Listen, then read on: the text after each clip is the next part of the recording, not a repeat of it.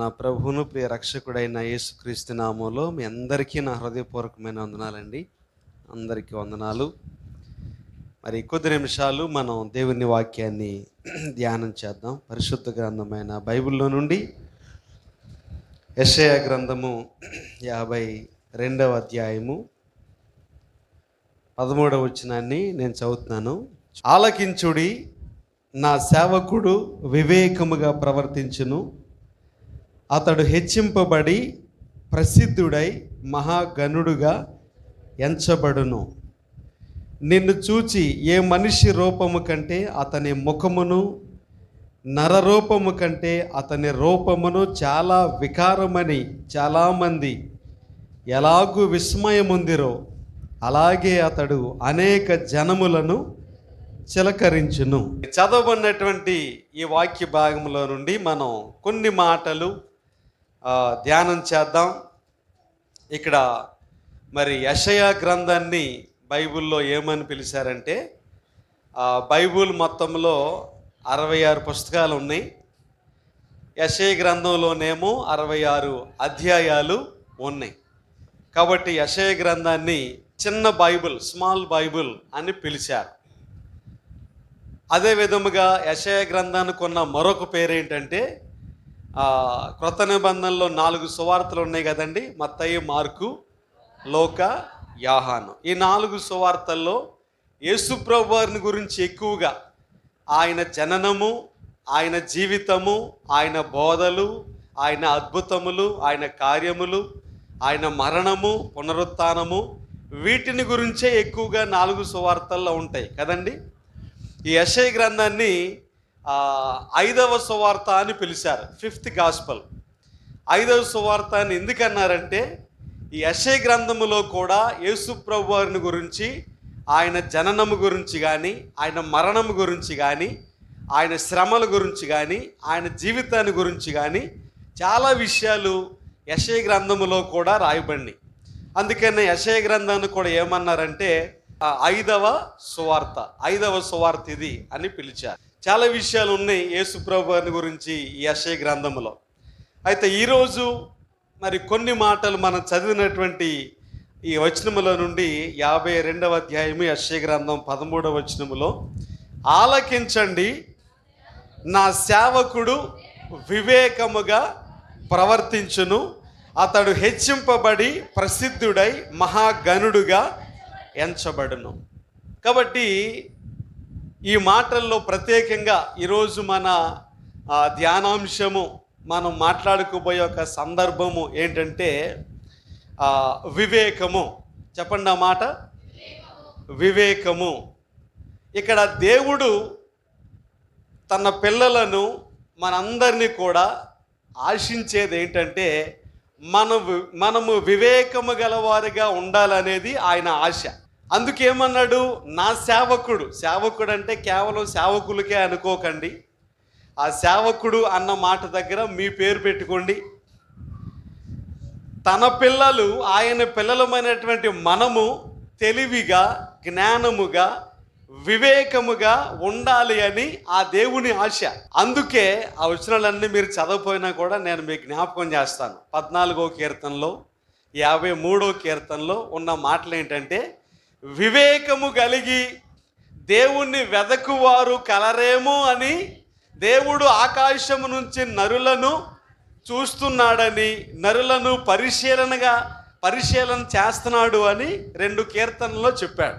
అంటే దేవుడు ఆకాశము నుంచి భూమి మీదకి చూస్తున్నప్పుడు, ఇప్పుడు మన అందరినీ చూస్తున్నప్పుడు ఎవరి కోసం చూస్తున్నాడు ఆయన?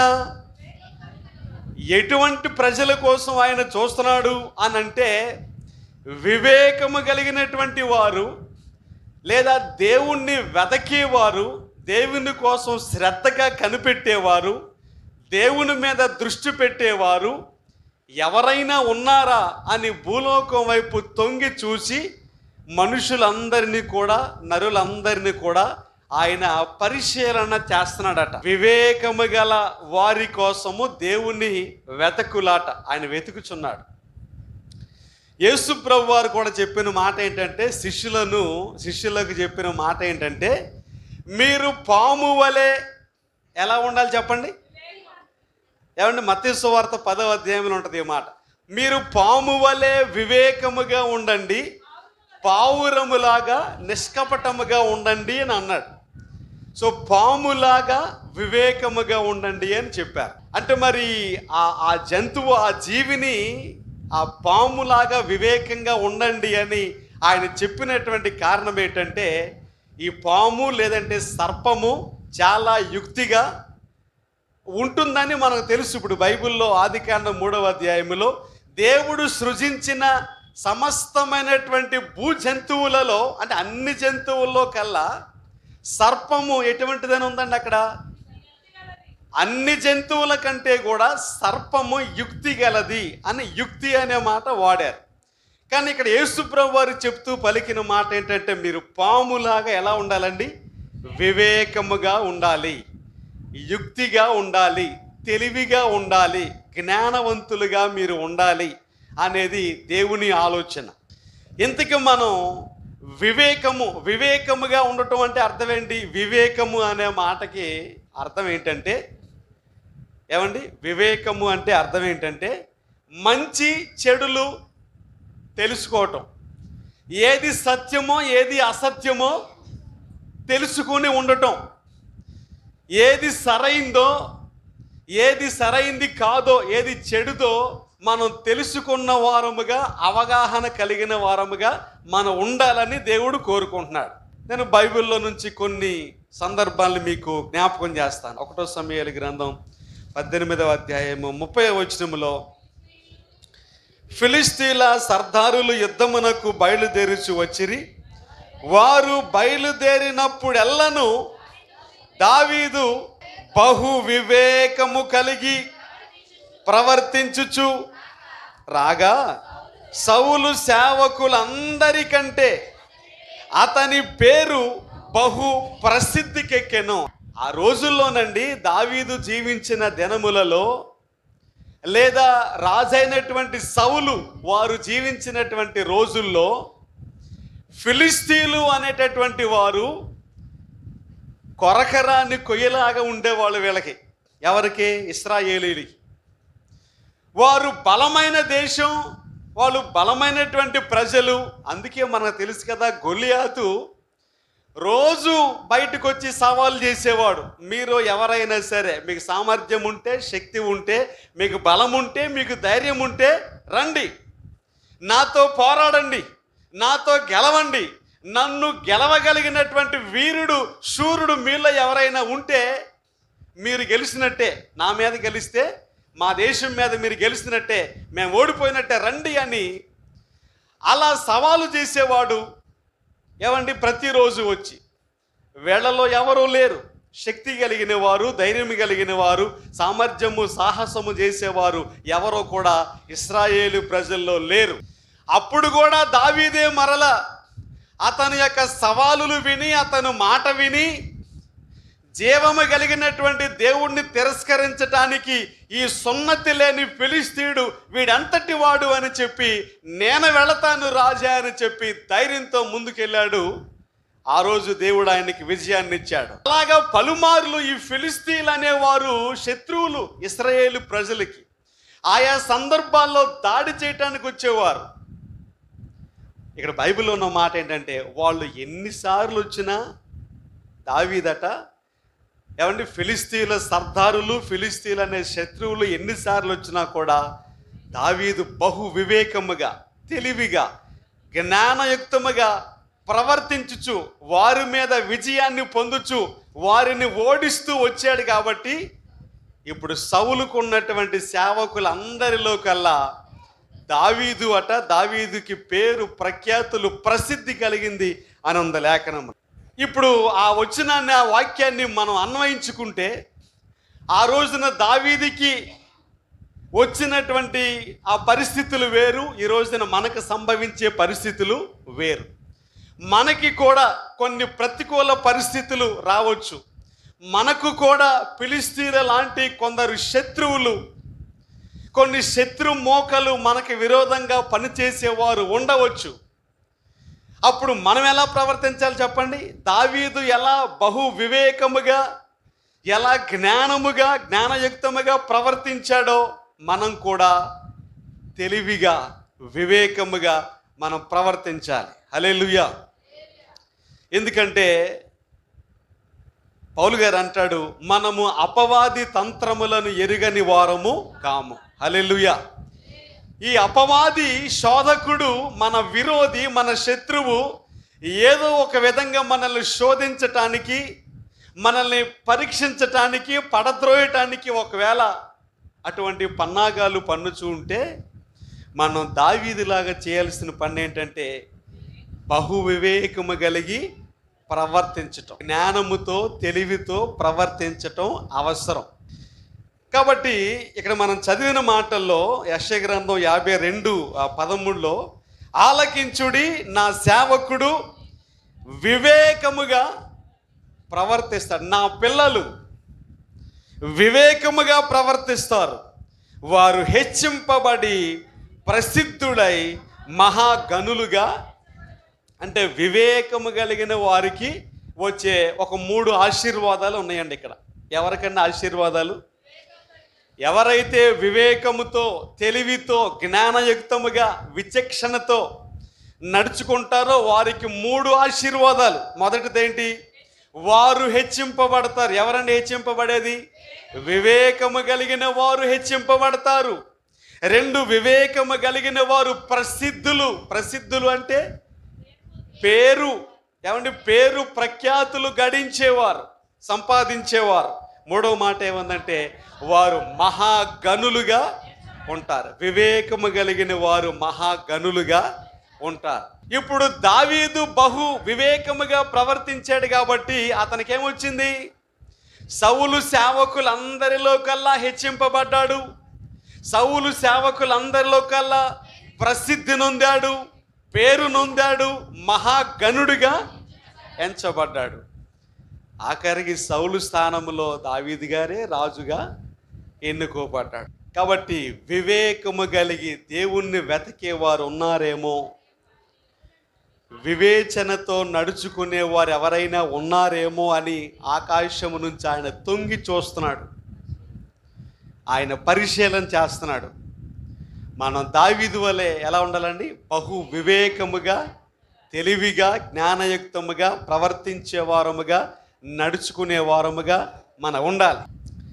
ఇప్పుడు వివేకము అనే మాటకి ఆపోజిట్ వర్డ్ ఏంటండి? దానికి వ్యతిరేక పదం ఏంటి? వివేకమునకు వ్యతిరేక పదం ఏంటమ్మా? అవివేకము. అంతే కదా? అవివేకము. మనం అవివేకులుగా ఉండొద్దు అని దేవుడు ఆజ్ఞాపించాడు. కొన్ని మాటలు నేను చూపిస్తాను. ఎఫెసీలకు రాసిన పత్రిక ఒకసారి మన బైబుల్ తీద్దాం. ఎఫెసీ పత్రిక 5వ అధ్యాయము 17వ వచనములో, ఇందు నిమిత్తము మీరు అవివేకులు కాక ప్రభు యొక్క చిత్తం ఏమిటో గ్రహించుకోండి. దేవుడు అపోస్తలుడైన పౌలు ద్వారా సంఘానికి, ఎఫెసు సంఘానికి ఈ రోజున పరిశుద్ధాత్మ దేవుడు మనకు చెప్పే మాట ఏంటంటే, మీరు అవివేకులుగా ఉండకుండా, ఈ విషయాల్లో మీరు అవివేకులుగా ఉండకుండా దేవుని చిత్తం ఏంటో, ప్రభు చిత్తం ఏంటో ఎరిగిన వారమై, గ్రహించిన వారమై మీరు నడుచుకోవాలి అని చెప్పాడు. అంటే మనం అవివేకులుగా ఉండటం దేవుని చిత్తం కాదు, అజ్ఞానుల వలె ఉండటం దేవుని చిత్తం కాదు. మీరు అజ్ఞానుల వలె కాక జ్ఞానుల వలె నడుచుకోండి అని వాక్యములో ఉంది. కాబట్టి బైబిల్లో ఉన్నటువంటి ఒక 2-3 సందర్భాల్ని నేను మీకు జ్ఞాపకం చేస్తాను. ఇప్పుడు దాకా మనం అనుకున్నాం ఏమని? దావీదు అన్ని విషయాల్లో కూడా బహు వివేకముగా ప్రవర్తించాడు, జ్ఞానముగా, తెలివిగా ప్రవర్తించాడు. కాబట్టి ఆ సౌలు సేవకులందరిలో కూడా ఘనత పొందుకున్నాడు అని మనం చూసాం కదండి. అదే దావీదు భక్తుడు, దేవుని ఇష్టానుసారుడు, దేవుని మనస్సును ఎరిగిన వాడు. ఓ సందర్భంలో ఆయన చేసినటువంటి ఓ సంగతి, ఒక అవివేకపు పని నేను మీకు జ్ఞాపకం చేస్తాను. 1వ దినవృత్తాంతముల గ్రంథం, మొదటి గ్రంథము 21వ అధ్యాయంలో ఉన్న ఓ సంఘటన ఏంటంటే, 21 8లో మనం చూస్తే దావీదు, నేను ఈ కార్యము చేసి అధిక పాపము తెచ్చుకొంటిని, నేను మిక్కిలి అవివేకముగా ప్రవర్తించి తిని, ఇప్పుడు నీ దాసుని దోషము పరిహరించుమని దేవునితో మొర్రపెట్టాడట. అన్ని విషయాల్లో, చాలా విషయాల్లో చాలా తెలివిగా, చాలా వివేకముగా నడుచుకొని ప్రవర్తించినటువంటి దావీదు గారట ఒక విషయంలో మాత్రం ఎలా ప్రవర్తించాడని ఉందాం ఇక్కడ, అవివేకముగా ప్రవర్తించాడట, అజ్ఞానంగా ప్రవర్తించాడు. ఆ సందర్భం ఏంటంటే, ఈ అధ్యాయాన్ని ప్రారంభం నుండి మనం చదివితే ఆ సందర్భం అంతా మనకు స్పష్టంగా అర్థమవుతుంది. దావీదు రాజు తన సైన్యాధిపతి అయినటువంటి యావాబుని పిలిచాడు. యావాబు మన దేశంలో ఉన్నటువంటి తాను మొదలుకొని బెయిర్షెబా వరకు ఉన్నటువంటి మన ప్రజలు, మన జనాంగం ఎంతమందో లెక్కించి, జనసంఖ్య రాయించి ఎంతమంది అనేది నాకు లెక్క చెప్పు అని సైన్యాధిపతికి ఆజ్ఞాపించాడు. అక్కడికి సైన్యాధిపతి ఓ సలహా ఇచ్చాడు. ఏమని? అయ్యా రాజుగారు, ఈ ఆలోచన ఎందుకు వచ్చింది అసలు మీకు? దేవుడు మీ రాజ్యాన్ని, మీ జనమును బహుగా పదింతలుగా దీవిస్తాడు, రెట్టిస్తాడు, విస్తరింపజేస్తాడు. ఈ జనములు లెక్కించటం అనేది దైవ చిత్తం కాదు. జనసంఖ్య చేయకూడదు కదా. జనసంఖ్య చేస్తే ప్రజలకు నష్టం కలుగుతుంది, రాజ్యానికి నష్టం కలుగుతుందని తమకు తెలుసు కదయ్యా రాజుగారు అని ఓ సలహా చెప్పాడు. అంటే యావాబుకి తెలిసిన సంగతి దావీదు గారికి తెలియలేదా? ఏమంటే దావీదుకి తెలుసా తెలీదా? దేవుని హృదయానుసారుడేగా, దేవుని మనస్సును ఎరిగిన వాడే కదా. ఇది దేవునికి వ్యతిరేకమైన కార్యము, ఇది దేవుడు మెచ్చే కార్యం కాదు అనే సంగతికి దావీదుకి తెలుసా తెలీదా? తెలుసు. అయినా సరే, తెలిసినా సరే యోవాబు సైన్యాధిపతి యొక్క సలహాను తీసుకోలే. నేను రాజుని, నువ్వు సైన్యాధిపతివి, నువ్వు నాకు సలహాలు ఇవ్వటం కాదు, సూచనలు చెప్పటం కాదు, నేను చెప్పిన పని నువ్వు చెయ్యాలి, అదే నీ బాధ్యత, నేను చెప్పిన పని చేయమన్నాడు. వెళ్ళి ఏం ప్రదర్శించాడు? అధికార దర్పాన్ని. నేను రాజుని కదా, నాకు అధికారం ఉంది కదా, నేను చెప్పిందల్లా నువ్వు చేయాలి, వెళ్ళు, ఇశ్రాయేలు జనాంగాన్ని, ప్రజలను లెక్కించుము అని చెప్పి యావాబుని పంపించాడు. యావాబుకి ఇష్టం లేదు, మనసులో లోపల అయిష్టంగానే ఉంది, అసంతృప్తిగానే ఉన్నాడు. అయినా సరే వెళ్ళి జనసంఖ్య మొత్తం మీద లెక్క చూపించుకుని ఆ లెక్క రాజుగారి దగ్గరికి పట్టుకొచ్చాడు. ఈ జరిగినటువంటి కార్యము, జరిగినటువంటి పని దేవునికి వ్యతిరేకముగా జరిగింది కాబట్టి దేవుడు ప్రవక్తను పంపించాడు. గాదు అనే ప్రవక్తను పంపించి ఇప్పుడు దావీదు రాజు గారికి 3 ఆప్షన్లు ఇచ్చారు. 3 ఆప్షన్స్ అన్నమాట. 1, నీవు చేసిన అవివేకపు పనికి, నువ్వు తీసుకున్న తప్పు నిర్ణయానికి, నీ అజ్ఞానానికి ఇప్పుడు 3 శిక్షలు ఉన్నాయి. ఏది కావాలో నువ్వే ఎంచుకో. అందులో ఒకటి ఏంటమ్మా, 3 సంవత్సరాలు నీ ప్రజలకు, నీ జనాంగానికి కరువు వస్తుంది. 3 సంవత్సరాల కరువు కావాలా? లేదా 3 నెలల పాటు మీ శత్రువులు మిమ్మల్ని తరుముచుంటారు, యుద్ధం ఉంటుంది, ఆ యుద్ధంలో మీరు 3 నెలల్లోగా నశించిపోతారు, మీకు యుద్ధం కావాలా? లేదా 3వది, 3 రోజుల పాటు తెగులు వస్తుంది, యెహోవా దగ్గర నుంచి తెగులు వస్తుంది, ఈ 3 నీకు ఏది కావాలో కోరుకోమన్నాడు. 3 సంవత్సరాల తెగులు, 3 నెలల శత్రువులు తరవటం, యుద్ధం, లేదా 3 రోజుల పాటు తెగులు, నీకు ఏది కావాలి అని ప్రవక్త ద్వారా దేవుడు అడిగించాడు. అప్పటికి అర్థమైంది దావీదుకి తాను పొరపాటు చేశాడని. అందుకే ఇప్పుడు దేవుని దగ్గరికి వెళ్ళి ప్రార్థన చేస్తూ, పశ్చాత్తాపపడుతూ పలికిన మాట, ప్రభువా, నేను చాలా ఇరుకులో ఉన్నాను, ఇప్పుడు ఏం చేయాలో అర్థం కాని పరిస్థితి. సరే, ఏది ఏమైనా మనుషుల చేతిలో పట్టడం కంటే, ఆ శత్రువుల చేతిలో పట్టడం కంటే, ఆ తెగులు వచ్చిన ప్రజలందరూ చనిపోవటం కంటే నేను నీ చేతిలోనే పడతాను. కాబట్టి ఆ 3 రోజుల తెగులు కోసమే ఒప్పుకున్నాడు దావీదు గారు. ఈ దావీదు చేసినటువంటి ఒక అవివేకపు పనికి ఆ రోజున 70,000 మంది కూలిపోయారు. ఒక వ్యక్తి చేసినటువంటి ఒక అవివేకపు పనికి, ఒక వ్యక్తి తీసుకున్నటువంటి ఓ చెడు నిర్ణయానికి, ఓ తప్పుడు నిర్ణయానికి ఎంతమంది బలైపోయారండి? ఆ రోజున 70,000 మంది కూలిపోయారు. దేవుని మహింపర్థం ఒకసారి.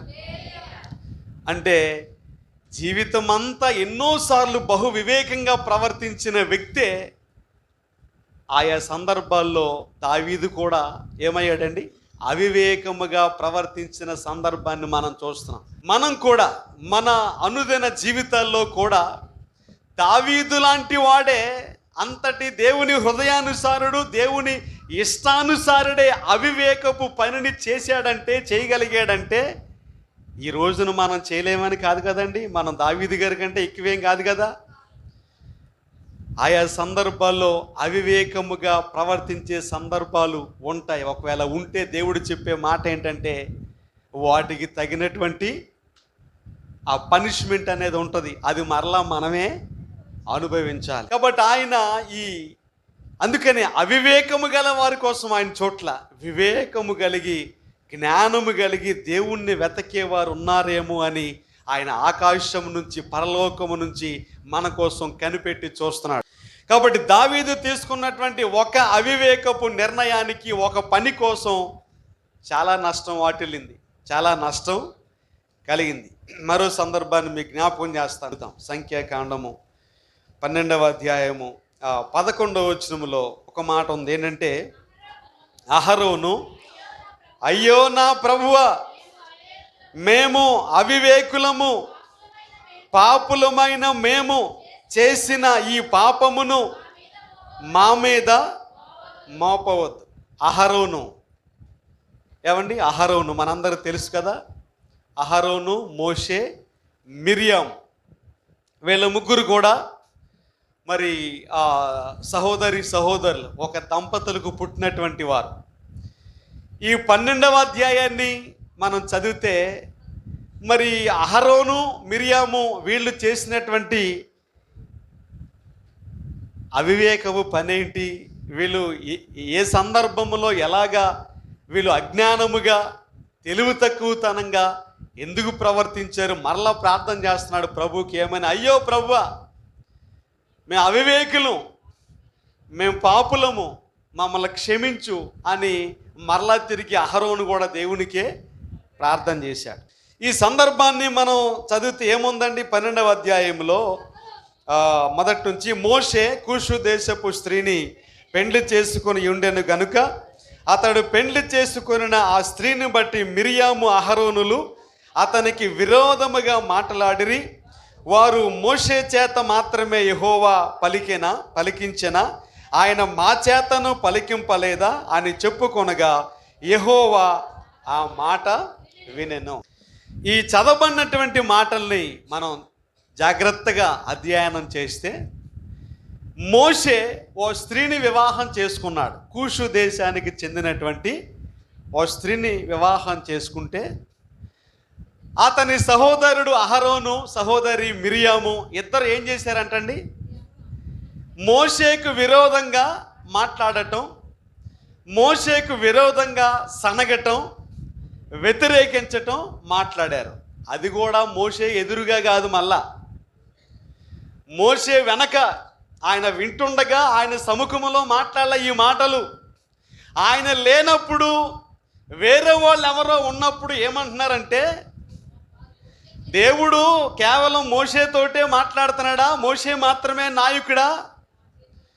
దేవుడు మాతో మాట్లాడట్లేదా? మాతో పలికించట్లేదా?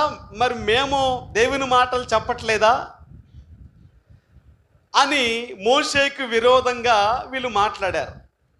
ఈ పలికిన మాటలు ఎవరన్నారట? ఇప్పుడు మనం చదివిన వచనంలో ఏముందండి? ఎవరన్నారండి? 3, యెహోవా ఆ మాట విన్నాడు. అంటే ఇప్పుడు మనం మాట్లాడే మాటలు ఎవరు వింటున్నారు? ఎవరి గురించి మాట్లాడుతున్నాం వాళ్ళు వినకపోవచ్చు, వాళ్ళు అక్కడ లేరు కదా కాబట్టి వాళ్ళు వినరు. కానీ మనం మాట్లాడే మాటలు ఎవరికైతే విరోధంగా మాట్లాడుతున్నామో ఆ వ్యక్తి లేకపోవచ్చేమో కానీ మనం మాట్లాడే మాటలు యెహోవా వింటున్నాడు. మరి అంత సులభముగా అంత తేలిగ్గా వేరే వాళ్ళ గురించి ఎలా మాట్లాడతాం మనం చెడుగా? వేరే వాళ్ళ భక్తిని గురించి, వేరే వాళ్ళ విశ్వాసాన్ని గురించి, వేరే వాళ్ళ ప్రార్థనా జీవితాన్ని గురించి ఈజీగా మాట్లాడేస్తాం కదా. వాళ్ళు అలాగండి, వాళ్ళు ఎలాగండి, వాళ్ళు లేనప్పుడు ఇతరుల గురించి మాట్లాడటానికి ఎంత స్పీడ్గా ఉంటామంటే వారిని గురించి సరిగ్గా తెలియక ముందే. అందుకే అన్నాడు, మీరు మాట్లాడటానికి నిదానించాలి. ఏం చేయాలండి? ఉందా బైబిల్లో మాట? మీరు వినుటకు వేగిరపడువారును, చెప్పండి, మాట్లాడటానికి నిదానించేవారుగా ఉండాలి. కోపించటానికి నిదానించేవారుగా మీరు ఉండాలి. బైబిల్ చెప్పే మాట. మనం దీనికి రివర్స్ అన్నమాట. వినటానికి వేగిరపాటు ఉండదు, వినటానికి ఏమండి అంత తొందరపడి వినే విషయం ఉండదు. కానీ మాట్లాడే విషయంలో మాత్రం ఏమండి వేరే సహోదరుల గురించో, వేరే కుటుంబాన్ని గురించో, వేరే విశ్వాసుల గురించో చెడుగా మాట్లాడుకోవటానికి మాత్రం ముందుగానే బయలుదేరిపోతాం. గమనించండి, దేవుని మాట ఏముందంటే యెహోవా ఆ మాట వినెను. ప్రతి ఒక్కరూ జ్ఞాపకం ఉంచుకోవాల్సిన విషయం ఏంటంటే, మీరు విరోధంగా వ్యతిరేకంగా మాట్లాడే వ్యక్తి అక్కడ లేకపోవచ్చు, కానీ మీతో దేవుడు ఉన్నాడుగా, పరిశుద్ధాత్మ దేవుడు ఉన్నాడుగా, ఆయన వింటున్నాడు. కాబట్టి నీ సహోదరునికి విరోధంగా మాట్లాడటానికి, నీ సహోదరునికి తీర్పు తీర్చటానికి నీకు అధికారం ఎవరిచ్చారు? యాకోబు పత్రిక 4వ అధ్యాయం ప్రకారం వేరే వాళ్ళని ఈజీగా జడ్జిమెంట్ ఇచ్చేసి తీర్పు తీర్చే అధికారం నీకెక్కడది? మాట్లాడే విషయంలో ఆచి తూచి నిదానించి మాట్లాడాలి. దేవుని కోపం రగిలింది దైవ సేవకుని విరోధంగా మాట్లాడినందుకు. అహరోను మిరియాములు మీరు అర్జెంటుగా ఎమర్జెన్సీ మీటింగ్ అంటారు దీన్ని, అత్యవసర సమాచారం, అత్యవసర సమావేశం అవ్వాలి మీతోటి. మీ ముగ్గురు ఇప్పటికిప్పుడే ప్రత్యక్ష గుడారానికి రండి అని దేవుడు పిలిచాడు. ఉన్న పాటున మోషే, అహరోను, మిరియాములు బయలుదేరి ప్రత్యక్ష గుడారం దగ్గరికి వెళ్ళారు. అత్యవసర సమావేశం అది. వెళ్ళేటప్పటికి అక్కడికి వచ్చిన తర్వాత వాళ్ళు ముగ్గురు వెళ్ళేటప్పటికి దేవుడు కూడా మేఘములో దిగి ప్రత్యక్ష గుడారం దగ్గరికి వచ్చాడు. అక్కడికి వచ్చిన తర్వాత ముగ్గురు నిలబడ్డారు. ముగ్గురులో ఒక ఇద్దరిని ముందుకు రమ్మన్నాడు. అహరోను, మిరియాము మీరు కొంచెం ముందుకు రండి. మోషే అక్కడే ఉన్నాడు. వీళ్ళిద్దరు కొంచెం ముందుకు వచ్చారు. వీళ్ళిద్దరిని ఉద్దేశించి ప్రభు పలికిన మాటలు జాగ్రత్తగా చదవండి, అధ్యయనం చేయండి. వాళ్ళిద్దరితో ప్రభు పలికిన మాటలు ఏంటంటే, మీ ఇద్దరు నా సేవకుని గురించి మాట్లాడినప్పుడు మీరు కొంచెమైనా భయపడలేదేంటి? ఆ మాటలు నేను వింటానని లేదా నేను పట్టించుకుంటానని కొంచెమైనా మీకు అవగాహన లేదా? నా సేవకుడైనటువంటి మోషే భూమి మీద ఉన్న వాళ్ళందరిలో మిక్కిలి సాత్వికుడు, నా ఇల్లంతటిలో నమ్మకమైన వాడు. నేను మోషేతో ముఖాముఖిగా మాట్లాడాను. అతనేంటో నాకు తెలుసు, నేనేంటో అతనికి తెలుసు. ఒకవేళ అతను పొరపాటు చేసుంటే కూషు దేశపు స్త్రీని పెండ్లి చేసుకోవటం తప్పైతే నేను చూసుకుంటాను కదా, నీకెందుకు అది? మీ ఇద్దరికెందుకు? దేవునికి ఎంత కోపం వచ్చిందో చదవండి.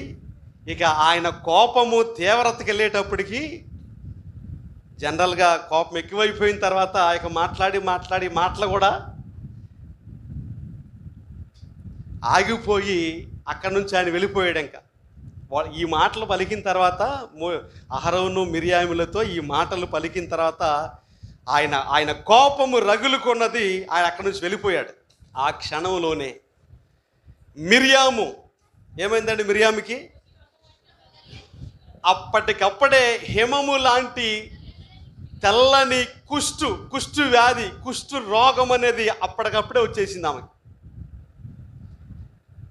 పక్కనే ఉన్నటువంటి అహరోను చూశాడు, ఇదేంటి ఇప్పటి వరకు బాగానే ఉంది కదా, తల్లి గర్భము నుంచి పుట్టినటువంటి శిశువు సగం మాంసం క్షీణించిపోతే ఎలాగుంటుందో అలా క్షీణించిపోయిందేంటి ఈ మనిషి, ఇప్పటి వరకు బాగానే ఉంది కదా అని వెంటనే ప్రభు సముఖములో మోకరించి, ప్రభువా మేము అవివేకంగా మాట్లాడిన మాట వాస్తవమే, మేము అజ్ఞానంగా మాట్లాడిన మాట వాస్తవమే, అదేదైనా ఉంటే తీర్పు మీరు చూసుకుంటారు కదా, మాకెందుకు?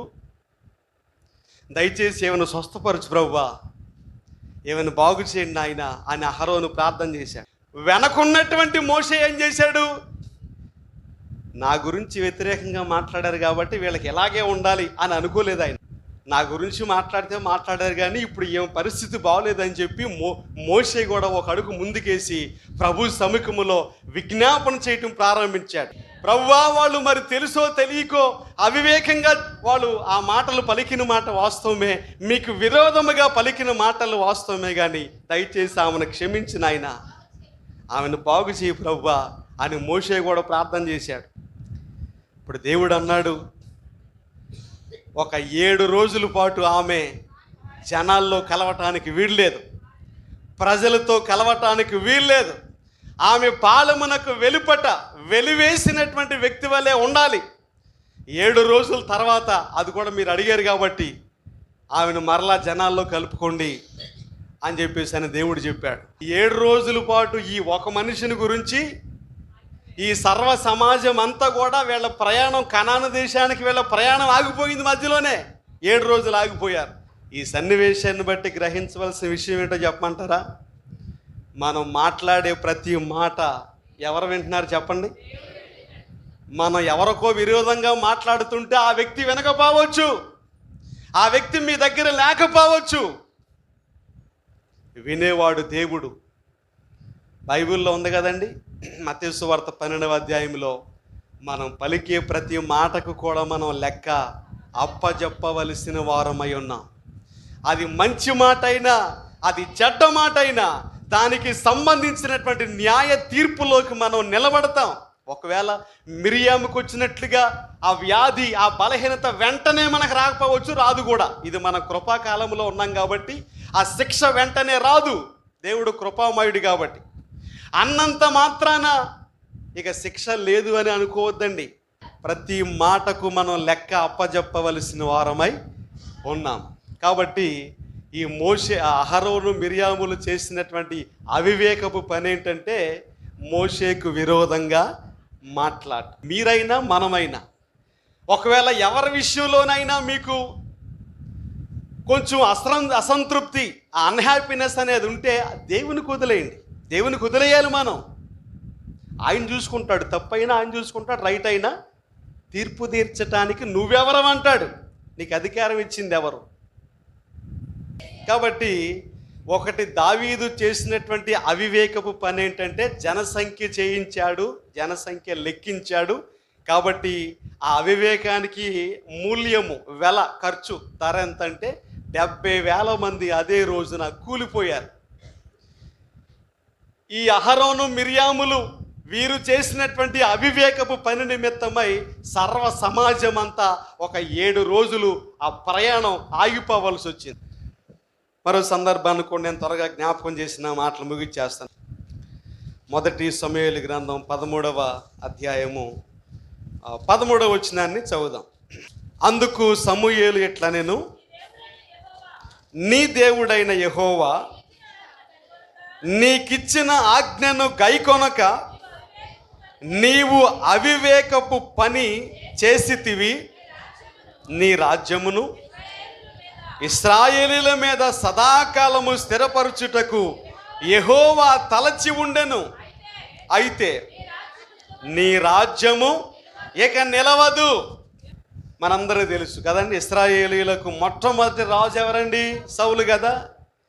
ఈ సౌలు రాజు గారు చేసినటువంటి పని అన్నమాట. ఇక్కడ మనం చదివినటువంటి మాటలు, సౌలు రాజు. సౌలు గిల్గాలు అనే ప్రాంతంలో ఉన్నాడు. అక్కడికి సమూయేలు ప్రవక్త, దేవుని సేవకుడు, ఆయన రావటం కాస్తంత ఆలస్యమైంది. అనుకున్న సమయం కంటే కొంచెం ఆలస్యమైంది. ఈలోగా సౌలు ఏం చేశాడంటే, వారు అక్కడ ఎందుకు కూడుకున్నారంటే బలులు అర్పించడానికి కూడుకున్నారు. దహన బలులు, సమాధాన బలులు, దేవునికి అర్పించవలసిన బలులు అర్పించడానికి అక్కడికి వచ్చారు. అయితే సమూయేలు కాస్త ఆలస్యం చేసేటప్పటికి ఈ సౌలు రాజు ఏం చేశాడంటే, సరే ఆయన రావటం లేట్ అయింది కాబట్టి, ఆలస్యమైంది కాబట్టి, ఆ బలులు, ఆ సమాధాన బలులు, దహన బలు ముందుకు తీసుకురండి, నేనే బలి అర్పించేస్తాను అని అవన్నీ ముందుకు తీసుకొచ్చారు. ఈయన బలి అర్పించేశాడు. అలా బలి అర్పించటం ముగిసింది, అంతేనండి.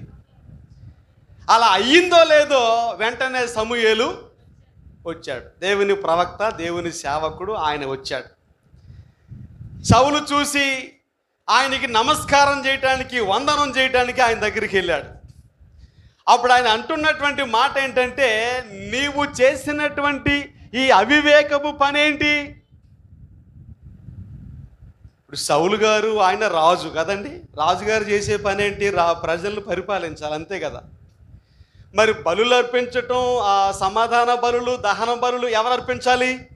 అది పాస్టర్ గారి పని, సేవకుడు పని, యాజకుడు పని, ప్రవక్త పని, అంతేనండి. నీకు ఇవ్వబడినటువంటి పని నువ్వు చేయటం మానేసి ఎవరో చేయాల్సినటువంటి పనిని, సమూయేలు ప్రవక్త, యాజకుడు, ఆయన చేయాల్సినటువంటి పనిని కూడా ఈయనే చేసేసాడు. పైగా ఏమన్నాడంటే, సమూయేలుదే తప్పు అన్నట్టుగా, నీవు నిర్ణయ కాలమునకు రాలేదుగా. అంటే మనం టైం ఏర్పాటు చేసుకున్నాం, టైంకి నువ్వు రాలేదు కదా, నువ్వు రాలేదు కాబట్టి మరి ఇక నేనే.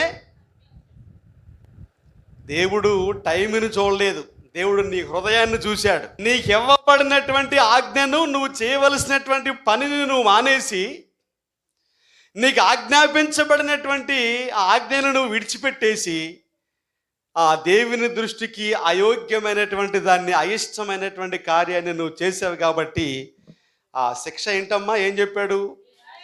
వాస్తవంగా దేవుడు నీ రాజ్యాన్ని స్థిరపరచాలి అనే ఆలోచనతో ఉన్నాడు, నీ సింహాసనాన్ని స్థిరపరుద్దామని ఆయన ఆలోచన కలిగి ఉన్నాడు. కానీ అయితే నీ రాజ్యము ఇక నిలువదు. ఒక అవివేకపు నిర్ణయం, ఒక పని, ఆయన తీసుకున్నటువంటి ఒక నిర్ణయం ఒకటే కదా, ఏమవుతుందిలే అని మనం అనుకుంటాం కదండి. కాబట్టి దేవుని యొక్క ఆలోచన ఏంటంటే, కొన్ని సందర్భాలు నేను మీకు జ్ఞాపకం చేస్తూ వచ్చాను. దేవుని ఆలోచన, ఆయన ఆకాశంలో నుండి నరులందరినీ, మనందరినీ చూసి పరిశీలించి ఎవరి కోసం చూస్తున్నాడంటే, వివేకము కలిగిన వారు, దేవుణ్ణి వెతకేవారు, జ్ఞానవంతులు, ఆయన వైపు చూసి ఆయన మీద ఆధారపడేవారు ఎవరైనా ఉన్నారా అని చెప్పి దేవుడు వారి కోసమే చూస్తున్నాడు.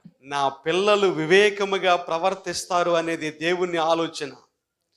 అప్పుడు వారు హెచ్చింపబడతారని, వారు ప్రసిద్ధులవుతారని, వారు మహాఘనత గనులుగా ఉంటారని చెప్పి దేవుడు వాగ్దానం చేశాడు. పౌలు గారు తిమోతితో మాట్లాడుతూ 2 తిమోతి పత్రిక 2వ అధ్యాయములో ఒక మాట చెప్పారు. 2 తిమోతి పత్రిక 2వ అధ్యాయము 7వ వచనములో, నేను చెప్పు మాటలు ఆలోచించుకొనుము, అన్ని విషయములయందు ప్రభువు నీకు ఏమిస్తాడు చెప్పండి? వివేకమును అనుగ్రహించును. పౌలు గారు కొన్ని మాటలు చెప్పి తిమోతికి కొన్ని విషయాలు చెప్పిన తర్వాత ఏమన్నాడంటే, నేను చెప్పే మాటల గురించి నువ్వు ఆలోచించు. నేను చెప్పే మాటలు కూడా ఇప్పుడు మనం ధ్యానిస్తున్న వాక్యాన్ని మీరు ఆలోచన చేయండి, దేవుని వాక్యాన్ని పరిశీలించండి. ప్రభు నీకు అన్ని విషయాల్లో వివేకమును అనుగ్రహిస్తాడు. దేవుడు అన్ని విషయాల్లో వివేకమును అనుగ్రహిస్తాడు. మనకు తెలుసు, దేవుడు సొలొమోనుకి ప్రార్థన చేసినప్పుడు వాస్తవంగా సొలొమోను అడిగినటువంటి మనవేంటండి? దేనికోసం అడిగాడు? 1వ రాజుల గ్రంథం 3వ అధ్యాయము 9వ వచనంలో ఈ మాట చదివి నా మాటలు ముగిస్తాను. 1వ రాజుల గ్రంథం 3వ అధ్యాయము 9వ వచనం. సొలొమోను ప్రార్థన చేస్తూ ఏమడిగారు? ఇంత గొప్పదైన నీ జనమునకు న్యాయము తీర్చగలవాడు ఎవడు? కాబట్టి నేను మంచి చెడ్డలు వివేచించి నీ జనులకు న్యాయము తీర్చున్నట్లు నీ దాసుడనైన నాకు ఏం కావాలని అడిగాడండి? వివేకము గల హృదయము దయచేయము. సొలొమోను చేసిన ప్రార్థన ఏంటంటే, నాకు వివేకము గల హృదయము కావాలి. మంచి చెడులు, న్యాయము అన్యాయము, సత్యము అసత్యము, ఏది సరైందో ఏది సరైంది కాదో వివేచించేటటువంటి మనస్సును నాకిమ్మని ప్రార్థన చేశాడు. మనం కూడా ఈ కడవరి దినాలు ఇది మనకు చాలా అవసరం అండి. ముఖ్యంగా మనకు చాలా అవసరం. ఎందుకనంటే ఈ రోజుల్లో ఈ యొక్క బైబిల్కి వ్యతిరేకంగా కూడా అసత్యాలు, అబద్ధాలు ఏమంటే ప్రబలుతున్నటువంటి ఈ రోజుల్లో ఏది సత్యమో మనం గ్రహించాలి. 1 యోహాను పత్రికలో 4వ అధ్యాయంలో అంటాడు, ఆయా ఆత్మలు దేవుని సంబంధమైనవో కావో మీరు పరిశీలించి పరీక్షించి తెలుసుకోండి అన్నాడు. అన్ని ఆత్మలు పరిశుద్ధాత్మ అనుకోవద్దండి. దురాత్మలు కూడా ఉన్నాయి, దురాత్మలు చేసే కార్యములు కూడా ఉన్నాయి, దయ్యముల బోధ ఒకటి ఉన్నది. కాబట్టి వాక్యానికి అనుగుణంగా, దేవునికి అనుగుణంగా మనం నడుచుకోవాలి. కాబట్టి అందుకే మనం ప్రారంభంలో చదివిన మాటల్లో, ఆలకించుడి నా సేవకుడు బహు వివేకముగా ప్రవర్తిస్తాడు, అతడు హెచ్చింపబడి ప్రసిద్ధుడై మహాగణుడిగా ఉంటాడు. నిన్ను చూచి ఏ మనిషి రూపము కంటే అతని ముఖమును, నర రూపము కంటే అతని రూపమును చాలా వికారమని చాలామంది ఎలాగూ విస్మయముందిరో అలాగే అతడు అనేక జనములను చిలకరించును. ఇది ప్రవచనాత్మకముగా యేసు ప్రభు వారిని ఉద్దేశించి పలికిన మాట. ఆయన ముఖమును చూసినప్పుడు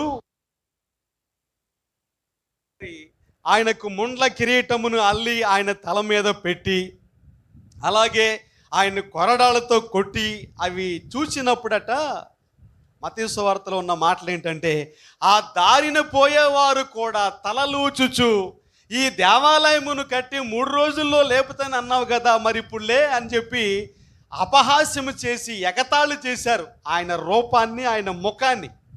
ఎంత వికారముగా ఉంది అని. నువ్వు దేవుని కుమారుడు అని చెప్పుకున్నావు కదా, క్రీస్తునని చెప్పుకున్నావు కదా, నిన్ను నువ్వే రక్షించుకోమని నిందించారు, ఎగతాళి చేశారు. సరే, అప్పుడు వికారముగా ఉంది. ఈ వాక్యములో ఉన్న ప్రవచనం ఏంటంటే, అతడు అనేకులను చిలకరించును అంటే అనేకులకు విస్మయం కలిగిస్తారట. మొదటి రాకల్లో ఆయన అలాగే శ్రమ పడ్డాడు. ఆయన చూసిన వారు కూడా తలలూచారు, నిందించారు, ఎగతాళి చేశారు. ఈసారి 2వ రాకల్లో ఉంది కదా, ఆయన మేఘారూఢుడై వచ్చుచున్నాడు.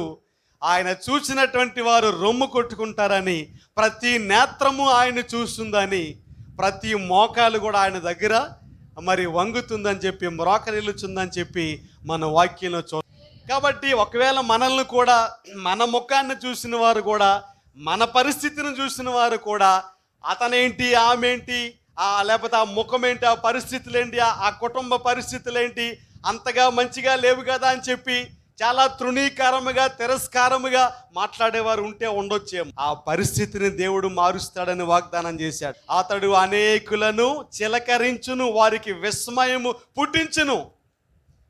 దేవుడు వారి పరిస్థితిని తప్పకుండా మారుస్తాడు. కాబట్టి మనము దేవుని పిల్లలము కనుక ఆయన చెప్పిన మాట, పాము వలె మీరు వివేకముగా ఉండండి, పావురములాగా నిష్కపటముగా ఉండండి. వివేకము కలిగి మనం ప్రవర్తించినప్పుడు, నడుచుకున్నప్పుడు అతడు హెచ్చింపబడి ప్రసిద్ధి నొందిన వాడై బహుగణుడిగా ఉంటాడని చెప్పి దేవుడు సెలవిచ్చాడు. దేవుడి ఈ మాటలు మనందరి వినికిల్లో దీవించునుగాక.